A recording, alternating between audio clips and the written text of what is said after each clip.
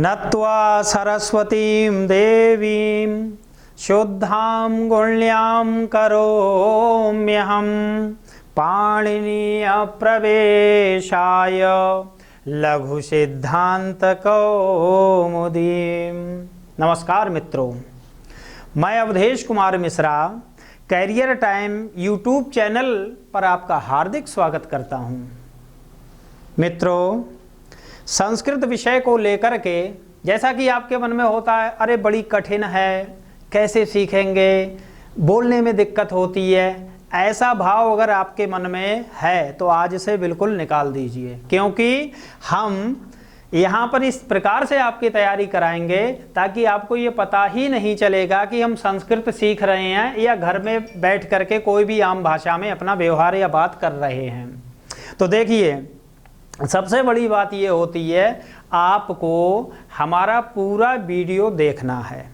कहीं अगर कोई चीज़ आपको समझ में नहीं आती है तो कमेंट बॉक्स में आप लिख के भेज सकते हैं, हम उसको फिर आपको बताएंगे या कोई भी प्रश्न का उत्तर हम आपको देंगे।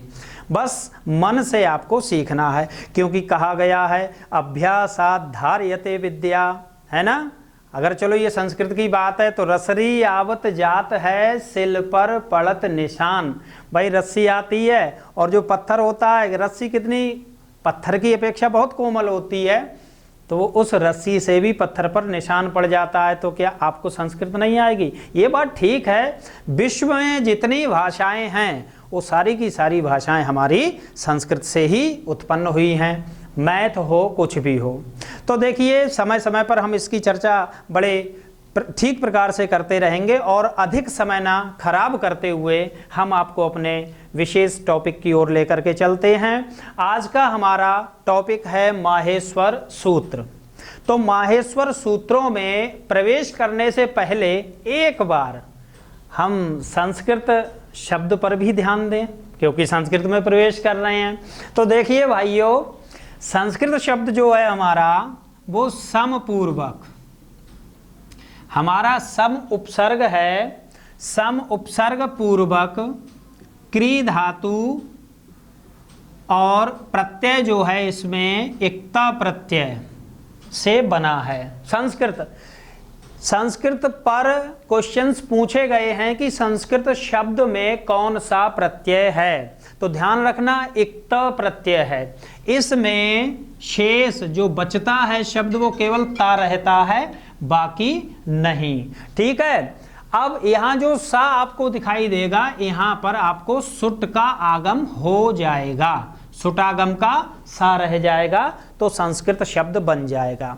तो भाइयों, अगर अब आपसे पूछें कि संस्कृत में उपसर्ग क्या है, तो सबसे पहले ये ध्यान देना, सम है इसमें उपसर्ग और इक्ता जो है वो है आपका प्रत्यय, ये दो शब्द। अगर वो पूछ लेते हैं कि धातु, तो भाइयों धातु जो है वो क्री धातु है। धातु होती क्या है? क्रिया का मूल रूप ही तो धातु कहलाता है। तो इस प्रकार से हमारा संस्कृत शब्द जो होता है ये निष्पन्न हो जाता है, बन जाता है। ठीक है। तो अब आइए हम अपना माहेश्वर सूत्रों की शुरुआत करेंगे।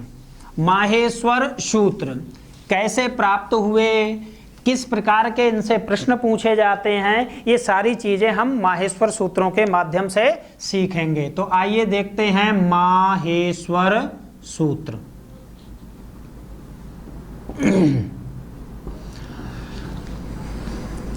छात्रों, माहेश्वर सूत्रों में सबसे पहले क्वेश्चन ये बनता है कि ये होते कितने हैं।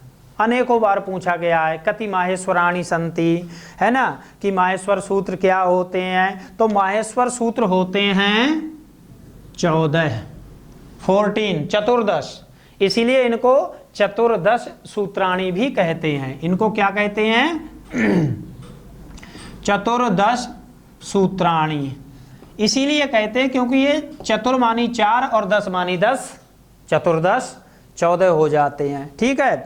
वो कौन कौन से हैं, क्या हैं, तो आइए हम उनको नोट करते हैं और सावधानी से उनको देखना। कुछ कठिन नहीं होते, एक बार में आपको याद हो जाएंगे।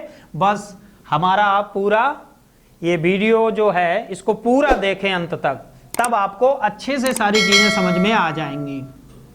ऐ उण, पहला हमारा है ऐ उण, दूसरा है हमारा रीलृक, तीसरा है ए ओंग, चौथा है ऐ औच, चौथा है ऐ औच।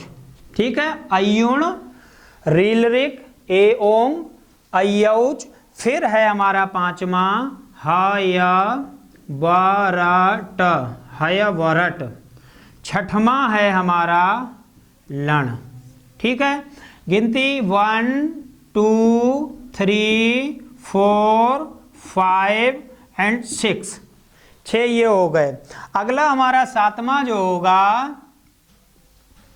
यम गणनम, यम गणनम, यम गणनम।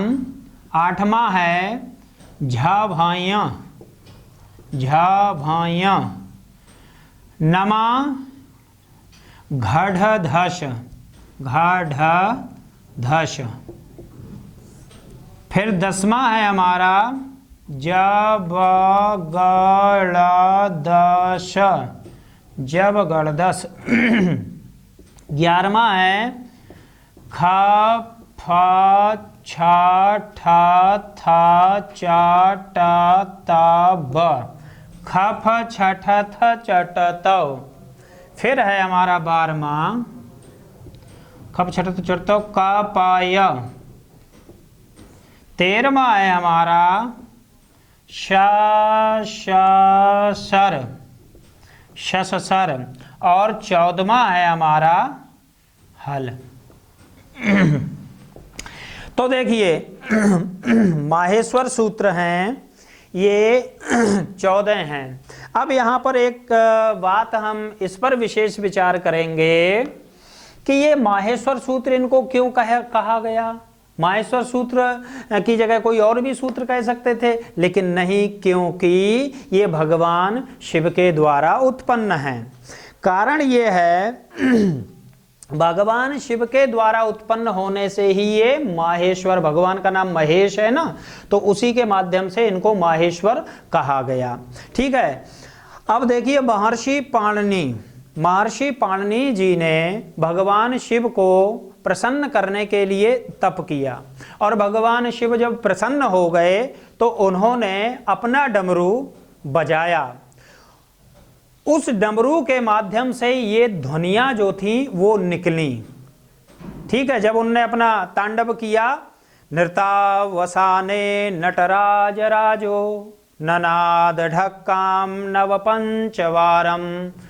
ननाद ढक्काम नव पंच, नव और 5 यानी 9 और 5 कितने होते हैं 14 होते हैं, चतुर्दश होते हैं। तो प्रसन्न होकर के उन्होंने जो अपना डमरू बजाया, उस डमरू से ये 14 ध्वनियाँ निकली। विद्यार्थियों यहाँ पर ध्यान रखना, कई बार ये प्रश्न पूछा गया है कि संस्कृत व्याकरण के सूत्रों की उत्पत्ति किस वाद्य यंत्र के माध्यम से हुई है। वाद्य यंत्र है, हमने बताया आपको, डमरू, भगवान शिव का डमरू। इसी प्रश्न को थोड़ा घुमा के दे देते हैं कि किसके डमरू से माहेश्वर सूत्रों की उत्पत्ति हुई, या चतुर्दश सूत्र जो हैं उनकी उत्पत्ति किसके डमरू से हुई। तो आपको ध्यान रखना है भगवान शिव के डमरू से। ठीक है, तो अगर क्वेश्चन में ये पूछा जाता है कि किस वाद्य यंत्र के द्वारा प्राप्त हुआ, तो ऑप्शन आपको मिल जाते हैं, बांसुरी है, डमरू, हारमोनियम, गिटार, कुछ भी होगा, लेकिन वहां पर डमरू रहेगा। और अगर ये प्रश्न पूछा जाए कि किसके डमरू के माध्यम से, तो भगवान शिव के डमरू के माध्यम से चतुर्दश माहेश्वर सूत्रों की उत्पत्ति हुई। ठीक है, अब देखिए इसमें हम आपको सबसे पहले ये बताने जा रहे हैं, इसके सारे महत्वपूर्ण जो प्रश्न हैं आपके सामने हम एक एक करके सब रखेंगे। प्रत्येक सूत्र में अंतिम वर्ण जो है उसके नीचे एक टेढ़ी जो है ना रेखा खींची गई है, इसको कहते हैं हलंत। इसको हम क्या कहते हैं, हलंत। ठीक है, हलंत लगा है, और ये वर्ण जिस वर्ण पे लगा जाता है उसको कहते हैं हलंत वर्ण। तो प्रत्येक सूत्र का अंतिम वर्ण जो है वो आपका हलंत से युक्त है। तो ये इस प्रकार से अयुण, रीलरेक, ए ओंग, ऐ औच, हय वरट, लण, यम गणनम, झभय, घढ़धश, जब गणदश, खफ छठथ चटतौ, कपय, शससर और हल। प्रत्येक में जो हलंत लगा हुआ है उस वर्ण की इत संज्ञा होती है। ये ध्यान रखना है आपको, उस वर्ण की कौन संज्ञा होती है? इत संज्ञा। इत संज्ञक वर्ण है वो। ये आपसे क्वेश्चन पूछा जा सकता है, ये प्रश्न आपसे पूछा जा सकता है कि भाई ये बताइए माहेश्वर सूत्र का अंतिम जो वर्ण है वो कैसा है, किस संज्ञा से युक्त है, या उसकी कौन सी संज्ञा होती है? तो भाइयों जितने भी ये यहाँ पर 14 वर्ण हैं ये सब इत संज्ञक हैं, इनकी इत संज्ञा हो जाती है। ठीक है, हलंत्यम सूत्र से इत संज्ञा हो जाती है। और व्याकरण में लोप करने वाला जो सूत्र है वो एक ही सूत्र है, तस्य लोपा, कि जिसकी इत संज्ञा होती है उसका लोप हो जाता है। पाणिनि जी के द्वारा, है ना, सूत्रों के माध्यम से ये बताया गया है। ठीक है, तो अब हम इनको सबसे बढ़िया माहेश्वर सूत्रों के माध्यम से हम इसको सीख रहे हैं। ये वर्णमाला, ये वर्ण ही हैं संस्कृत के, जिसको वर्णमाला कहा जाता है, इस प्रकार से हैं, सूत्रों में बंधे हुए हैं। तो आइए अब हम देखते हैं इसमें आगे। सबसे पहला सूत्र है हमारा आ ई उण। आ ई उण तो याद कैसे रखोगे इसको? इसको याद रखने के लिए हिंदी में आपने जो वर्णमाला पढ़ी उस वर्णमाला के आपको स्वर वर्ण याद होंगे। व्यंजन वर्ण का क्रम भले ही इधर उधर हो सकता हो, लेकिन फिर भी स्वरों का क्रम नहीं होता है गलत, क्योंकि आ इ ई उ ऊ इसके माध्यम से आप स्वरों को बोल पाते हैं। तो देखिए सबसे पहले हिंदी के जो ह्रस्व स्वर हैं उन ह्रस्व स्वरों के माध्यम से हमारा पहला सूत्र बन जाता है आ ई उ ण, आई उण। पहला सूत्र याद रखोगे आप, आई उण। फिर ऊ के बाद में क्या आता है हिंदी की वर्णमाला में? री आता है। री से ऋषि, इसको कुछ लोग ऋ भी बोलते हैं। तो ऋ भी बोलते हैं, तो इसलिए दूसरा वर्ण हमारा आ जाता है री से ऋषि वाला। तो रील रेक दूसरा सूत्र है हमारा, रील रेक। बहुत पहले हिंदी की वर्णमाला में लिरी भी आता था किताबों में, जो आज के समय में नहीं आता है, परंतु यहाँ पर आप ध्यान रखना कि री और लिरी ये दोनों समान माने गए हैं संस्कृत में। तो दूसरा हमारा इसका सूत्र जो होगा वो होगा रील रेक। पहला आ शुरू होता है, आ से शुरू है हमारा पहला सूत्र, और दूसरा री से है, क्योंकि आ ई उ ऊ इतने सारे वर्णों को बोलने के बाद री आता है। तो ठीक है, पहला और दूसरा हमारा स्वर हो गया, हमारा सूत्र हो गया अयुण रील रेख। ठीक है, अब री के बाद में हिंदी वर्णमाला में कौन सा स्वर आएगा? तो री के बाद में आया हमारा ए। ठीक है, ह्रस्व ए, दीर्घ ए की बात नहीं, पहले ह्रस्व आएगा। तो ह्रस्व ए से एक हमारा तीसरे नंबर पे सूत्र बन जाता है ए ओंग। ए ओंग। ठीक है, अब यहां पर एक चीज और ध्यान देंगे, थोड़ा सा समझने का प्रयास करेंगे ताकि आपको याद हो जाए ठीक से। हिंदी की वर्णमाला में ये ए आई और ओ औ इस प्रकार से ये वर्ण आते हैं, यद्यपि इनको संयुक्त स्वर वर्ण भी कहते हैं। तथापि एक बात ध्यान देना कि इसकी अपेक्षा ये ह्रस्व है, इसकी अपेक्षा ये ह्रस्व है, ओ और ए। तो जो ये दोनों ह्रस्व वर्ण हैं हमारे, दोनों ह्रस्व वर्ण जो हैं ये छोटे हैं, है ना। तो छोटे वर्णों को पहले लगा लेते हैं। अच्छा, व्यवहार की वाली बात करते हैं। अगर कहीं हम जाते हैं, कहीं मेला देखने जाते हैं या कहीं मार्केट जाते हैं, तो उस मार्केट में हम अपने बच्चों को अपने सामने रखते हैं, सामने रखते हैं, छोटे हैं या हमसे जो छोटा होता है उसको सामने रखते हैं कि भाई चलो तुम आगे आगे चलो ताकि दिखाई देते रहे। तो इसलिए जो छोटे हैं उनको पहले रख लिया। तो हमारा तीसरा सूत्र जो है ए ओंग, यानी कि ए आई में से ए लिया और ओ औ में से ओ लिया और हमारा सूत्र बन गया ए ओंग। अब बाद में हमने दोनों दीर्घ संयुक्त स्वर वर्ण जो थे उनको रख दिया। तो इसका बड़ा आई और इसका बड़ा औ। तो हमारा चौथा सूत्र जो है वो बन गया आई औच। ठीक है, ध्यान रखेंगे। अयुण रील रेक ए ओंग आई औच, है ना। ये शुरू के 4 सूत्र हैं। यहाँ पर एक बात और ध्यान रखना कि आपसे प्रश्न ये पूछा जाता है कि संस्कृत के स्वर वर्ण कितने माहेश्वर सूत्रों को लेकर के बने हैं।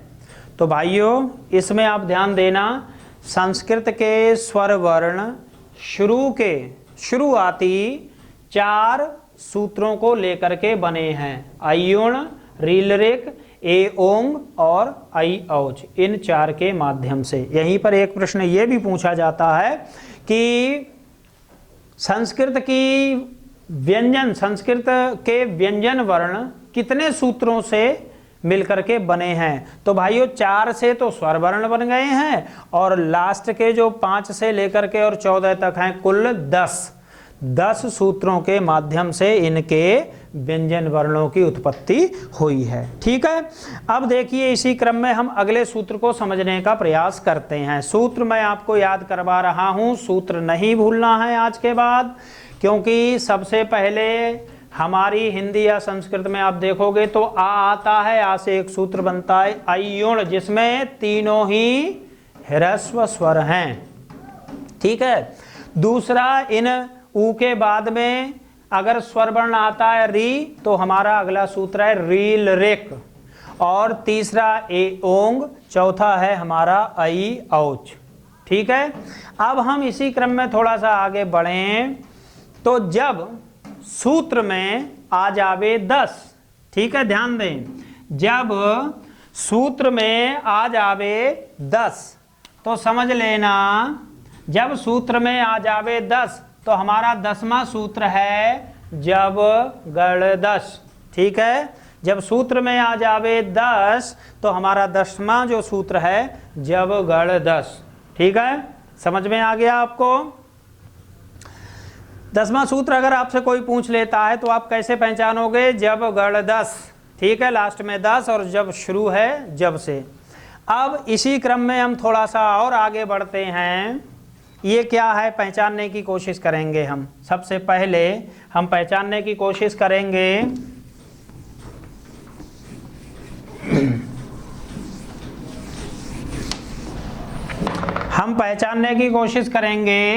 ये जो हमने 2 आपके सामने लाइन खींची हैं, लाइन खींची हुई हैं आपके सामने, तो इसको कोई तो 11 बता रहा है ना, कोई कह रहा है 2 आड़ी लाइनें हैं।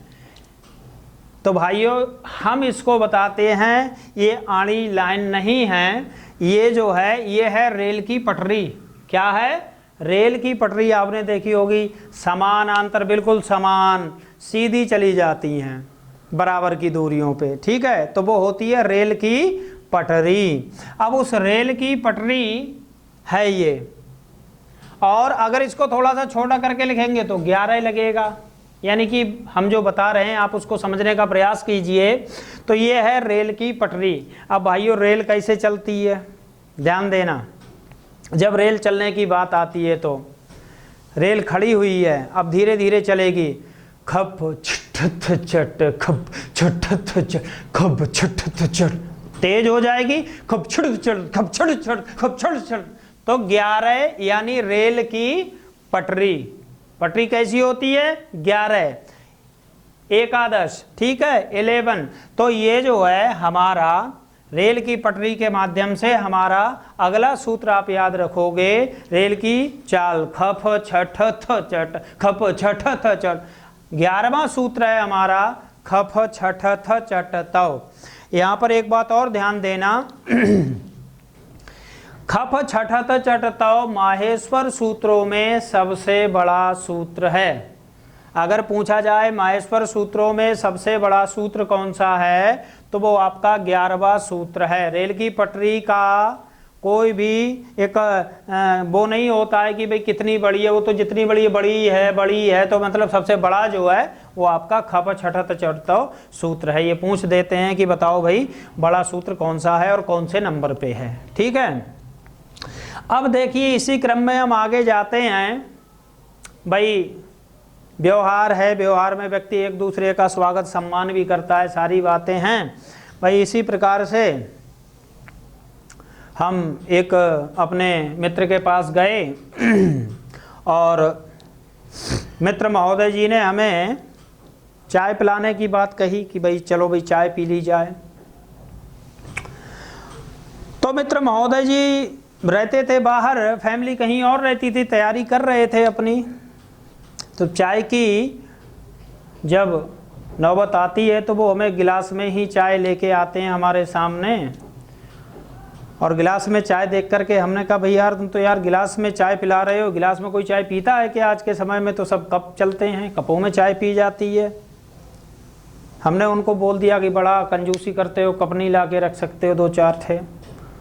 उन्हें क्रोध आया और मार्केट गए, बाजार में गए। जाने के बाद में हैं दर्जनों कपाए कप, ठीक है, यानी कि दर्जनों, दर्जन मानी 12 को कहते हैं नहीं कहते हैं, है ना, दर्जन केला 12 है ना, 1 दर्जन केला कितने होते हैं दर्जन में? 12। तो 12वां सूत्र हमारा कपाए कप यानी कि कप। 12वां सूत्र हमारा क्या है? कपाय। ठीक है, याद रखना 12वां सूत्र है हमारा कपाय। 10वां जबगढ़ 10, 11वां खप छठत चटतौ, रेल की आवाज़ याद रखेंगे। और 12वां जब चाय पीनी हो तो कप याद आएंगे, तो दर्जनों कप लाना पड़ सकता है, इसलिए कपाय कप। अब देखो इसी क्रम में जब हम आगे बढ़ जाते हैं, चाय पी ली जाती है, तो हमारे यहाँ पर चाय पीने के बाद जो ठंड लगती है, मानो कंपन हो रहा है, शीतकार हो रहा है, ठंड लग रही है ना, तो चाय पी ली जाती है। चाय पीने के बाद में वो शीतकार खत्म हो जाता है। शीतकार मानी सी की आवाज़ आती है। पहली बात तो ये याद रखना कि 13वां सूत्र जो है शीतकार वाला है ना, शा शा सा। 13वां सूत्र जो है शा सा सर है। इसको याद करने का एक दूसरा तरीका और भी है कि हिंदी की वर्णमाला में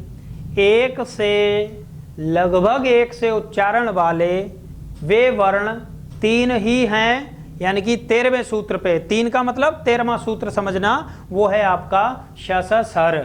ठीक है, ये सा हैं, तीनों का उच्चारण स्थान जो है भिन्न भिन्न हो सकता है, लेकिन हिंदी के माध्यम से अगर याद रखोगे तो वर्णमाला में 3 वर्ण एक से ही हैं, श स सर, यानी कि 13वां सूत्र।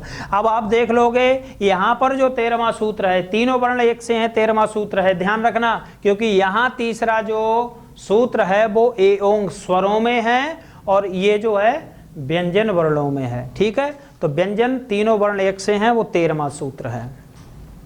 जब सारी समस्या खत्म हो गई हैं, माहेश्वर सूत्र आपके सामने आ गए हैं, तो हमारा अगला जो सूत्र है वो है जब सारी समस्याएं हो गई हल, यानी कि खत्म, सारी समस्याएं हमारी हो गई खत्म, तो वो आखिरा हमारा सूत्र जो है वो है हमारा 14वां सूत्र हल। ठीक है, तो अभी आपने अयुण, रील रेख, ए ओंग, ऐ औच स्वर वर्णों को सीखा यहाँ पर क्रम से। वहीं पर हमने 10वें सूत्र से शुरुआत की, जब गढ़ 10 खप छठत चटतौ कपाय श स सर और हल। ठीक है, अब आइए बात हम करते हैं। भाई एक बार हम एक मित्र की शादी में गए हुए थे, और भयंकर, आजकल तो शादियां ठंड में ज़्यादा हो रही हैं, गर्मी में उतनी सब नहीं होती हैं। भयंकर सर्दी हो गई। सर्दी में वर महोदय जो थे अंदर, है ना, विवाह स्थल में प्रवेश करते हैं, थोड़ा ठंड जैसी महसूस हो रही थी, तो किसी ने उनको ला कर के चाय देने का प्रयास किया कि भाई चलो वर है, ठंडा रहा है, थोड़ा चाय पिला दी जाए उसको। वो चाय लेकर के आगे गए, उसके सामने तब तक कोई बच्चा उच्चा ऐसे कूदते फांदते आ रहा था, उसका हाथ लग गया, वो चाय बर के ऊपर ही गिर गई। भाइयों, चाय जब बर के ऊपर गिर गई तो बर को तो बड़ा बुरा लगा, क्योंकि भाई वर महोदय जो हैं बड़ा कीमती वस्त्रों को धारण करके आते हैं। अब जरा सी भूल के कारण अगर वस्त्र खराब हो जाए तो स्वाभाविक सी बात है, गुस्सा आता ही आता है। और ख़ासकर जब ससुराल पहली बार जब प्रस्थान होता है तो लड़के वाले भी अपने आप को बहुत बड़ा मतलब किए हैं कि जो कुछ है सब हम ही हैं। खैर कोई बात नहीं, ऐसा व्यवहार चलता है। बर के ऊपर गिर गई चाय, खामोश हो गया, कुछ कह नहीं पाया। दूसरी चाय और उनके पास में लाई गई, चाय दी गई तो एक ने पीछे से कटाक्ष में कह दिया कि भाई एक चाय तो आप पैरों से पीते हो, अब तो मुंह से पी लो। अब इसी बात पे बर महोदय तो खिसिया गए और बर महोदय जो थे वो लड़ने लग गए। उनके साथ जो उनके मित्रगण थे वो भी लड़ने लग गए। और उसके बाद में दूर खड़ी महिलाएं देख रही थी, चश्मा लगा के टकटकी बांध के, एक बर कैसा है, बर कैसा है। महिलाओं से आके किसी ने पूछा क्या है वहां शोर क्यों मच रहा है, तो महिलाएं बोली हाय बर लड़ गो, हाय बर लड़ गो, हाय बर लड़ गो। तो भाई पांचवा और छठा सूत्र मैंने साथ में लिया है। पांचवा हाय वर, वर आप समझ रहे हो, हाय का हाय हमने बोला, हाय वर लड़ गो, है ना, लड़ गया, कुछ भी समझ सकते हो आप। तो पांचवा हमारा सूत्र है हाय वरट लड़ मानी लड़, है ना। तो पांचवा और छठा सूत्र हमने साथ में ले लिया, हाय बर लड़ गो यानी कि हाय वरट लड़, पांचवा और छठा सूत्र है। ठीक है, तो पहला, दूसरा, तीसरा, चौथा, पांचवा, छठा इस क्रम में हो गए। और इसके बाद में फिर हमने 10 से नीचे 14 तक का आपके सामने वखान किया, आपको याद कराने का प्रयास किया, आप याद कीजिए। इसके बाद में हम आपके सामने एक चीज़ और दिखा रहे हैं, ये आपके लिए अगला सूत्र हम सीखने जा रहे हैं। वो सूत्र है हमारा,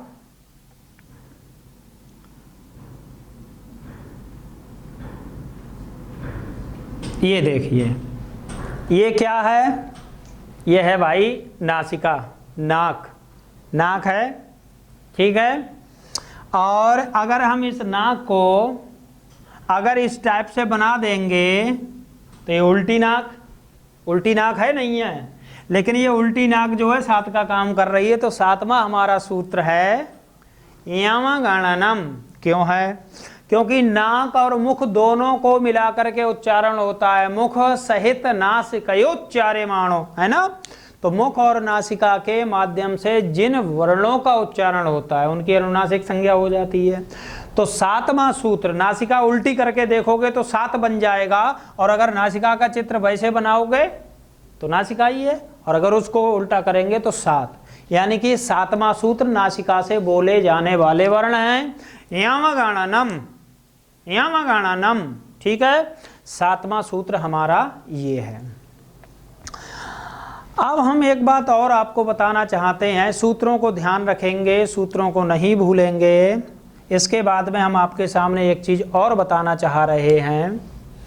हिंदी की वर्णमाला में सबसे ज़्यादा, हिंदी की वर्णमाला में सबसे ज़्यादा झंझट वाला जो वर्ण है ना, वो वर्ण है आपका झा। झंझट वाला वर्ण है आपका झा। झा कैसे है? ये देखो इधर पे झा ऐसे लिखते हैं, ठीक है, झंझट वाला, ठीक है, हम झंझट भी लिख लेते हैं, झंझट हमने लिख लिया। हिंदी वर्णमाला में सबसे ज्यादा झंझट वाला जो वर्ण है वो है हमारा झा, ठीक है। क्यों है झंझट वाला? अरे पहले इसको हम ऐसे करके लिखते थे, ऐसे लिखते थे भाई, भा में पूंछ लगा दी, जैसे पूंछ जैसा है ना, भा में पूंछ लगा दी, या यूं कहें बड़ा ऊ जब हम लिखते हैं तो बड़े ऊ में भी लगाते हैं। तो इस प्रकार से तो ये बड़ा झंझट वाला वर्ण रहता है। और झंझट वाला वर्ण होने के कारण एक बात तो ये है कि झा जो है झंझट वाला वर्ण है।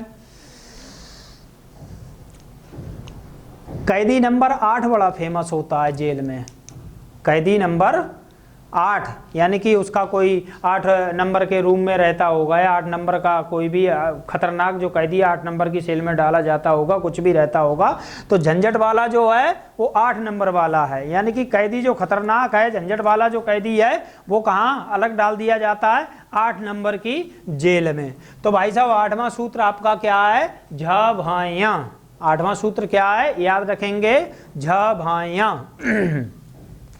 अब इसके बाद में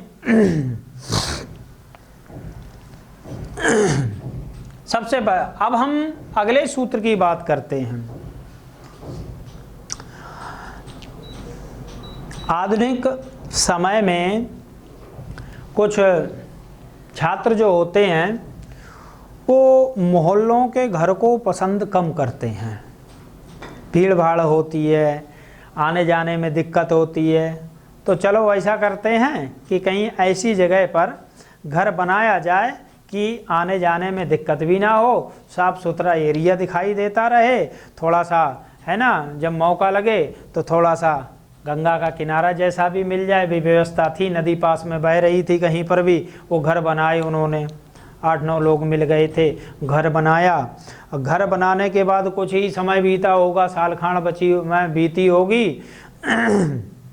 परिणाम ये हुआ कि उस नदी में बाढ़ आ गई, भयंकर बाढ़ आ गई। तो गांव के जो उस क्षेत्र के बाहरी साइड में जो बनाए हुए मकान थे, दूर पे नदी बहती थी, उस नदी में जब बाढ़ आई तो वो घर जो थे वो सारे के सारे घर ध्वस्त हो गए, सब घर ढह गए। यानी कि नव घर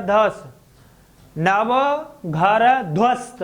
ठीक है, नव मानी 9, घर यानी घड़, ध्वस्त यानी धस।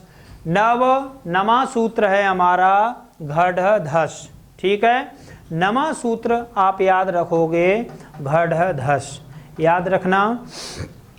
ये माहेश्वर सूत्र हैं और इन माहेश्वर सूत्रों के माध्यम से तकरीबन 3 से 6 प्रश्न जो हैं इन माहेश्वर सूत्रों के माध्यम से छात्रों से पूछे जाते हैं।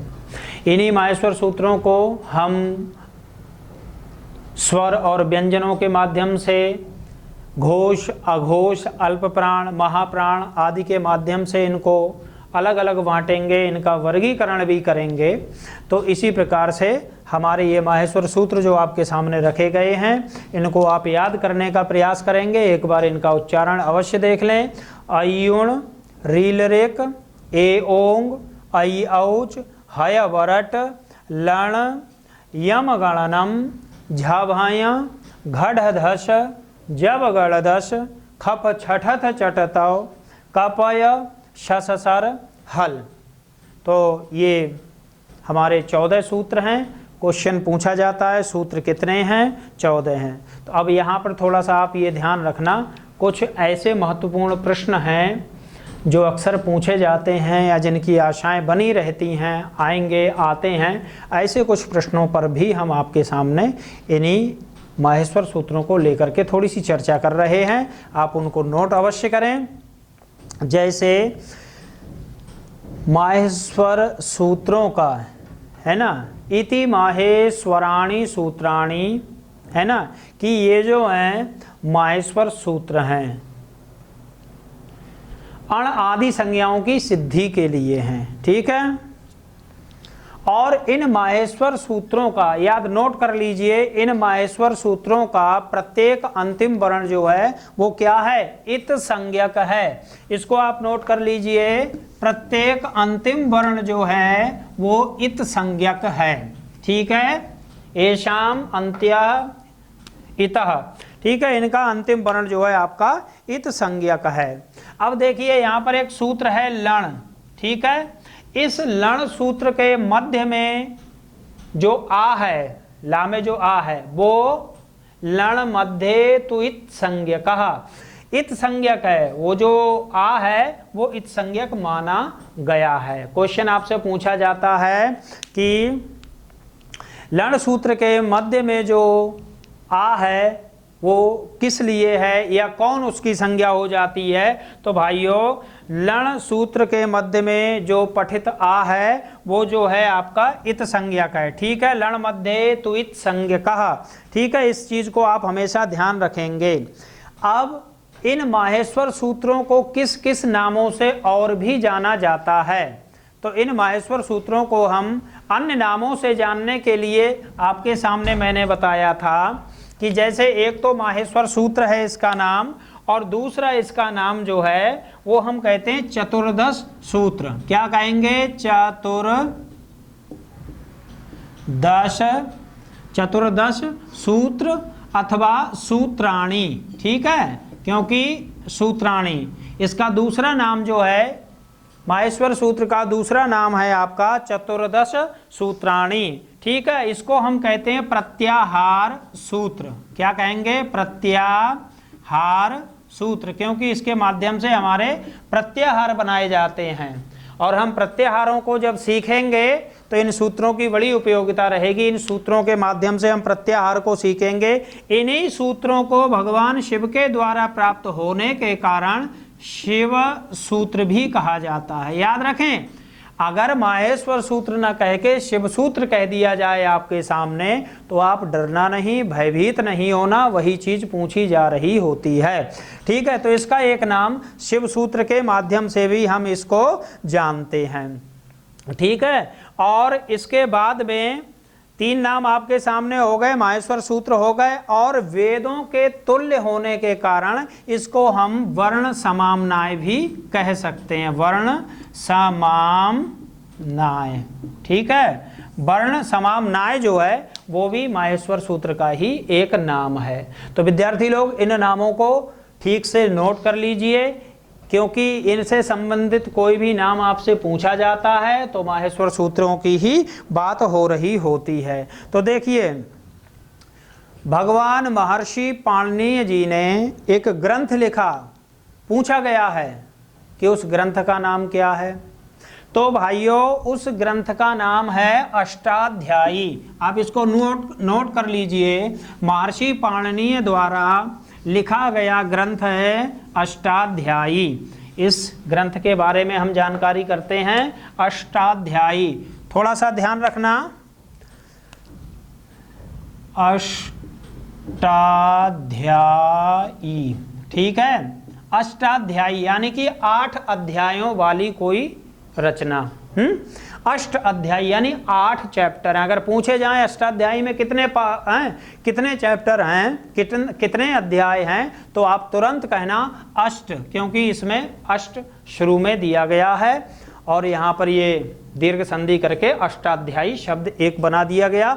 खास बात यह है, प्रत्येक अध्याय में 4-4 पाद या चरण हैं। ठीक है, तो 8 अध्याय हैं और प्रत्येक में 4 पाद हैं। तो इस प्रकार से 8 दूनी 16 और 16 दूनी 32। ठीक है, यानी कि हमारे 32 चरण या 32 पाद हो जाते हैं।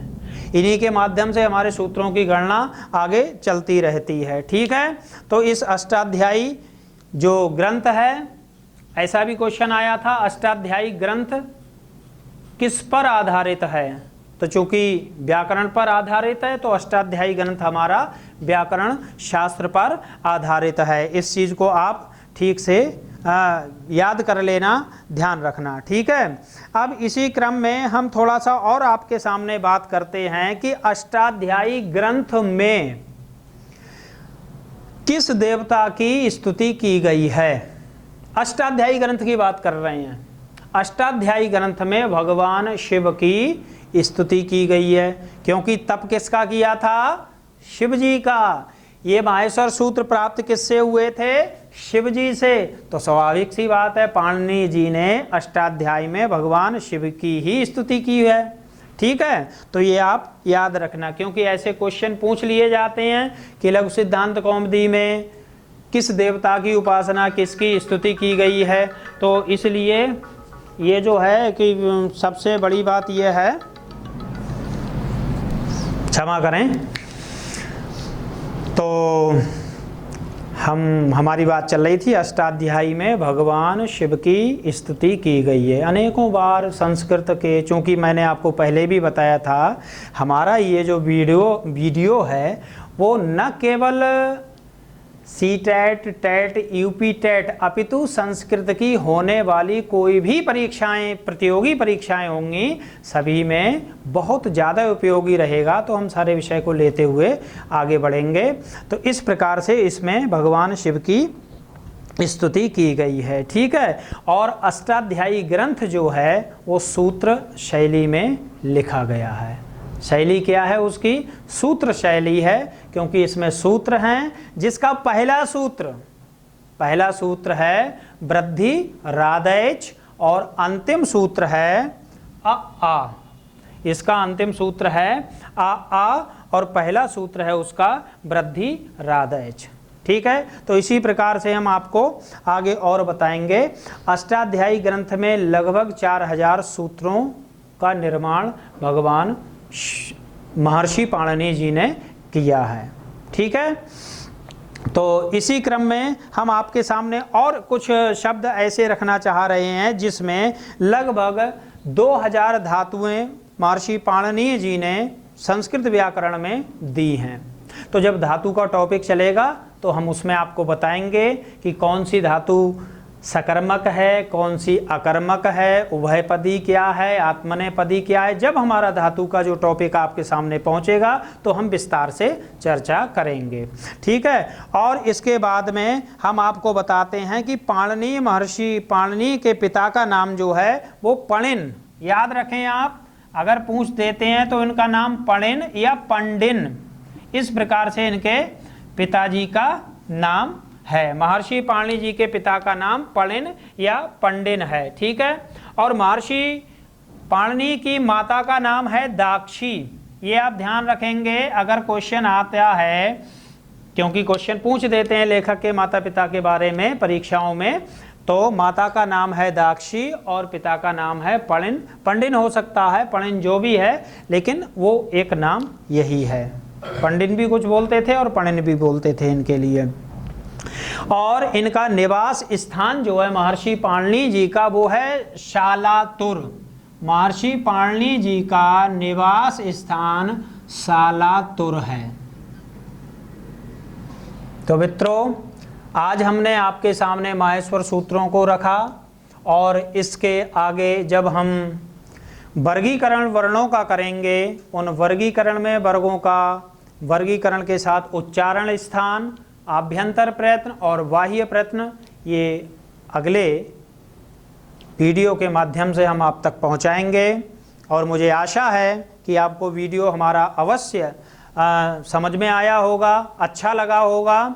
और जो भी आपकी जिज्ञासा हो, कोई भी आपके प्रश्न हो, वो सारे के सारे हमें हमारे कमेंट बॉक्स में अवश्य लिख करके भेजें, ताकि हम उनके भी आपको उत्तर ठीक समय से आपको पहुंचा सकें। जय हिंद, जय भारत, नमस्कार।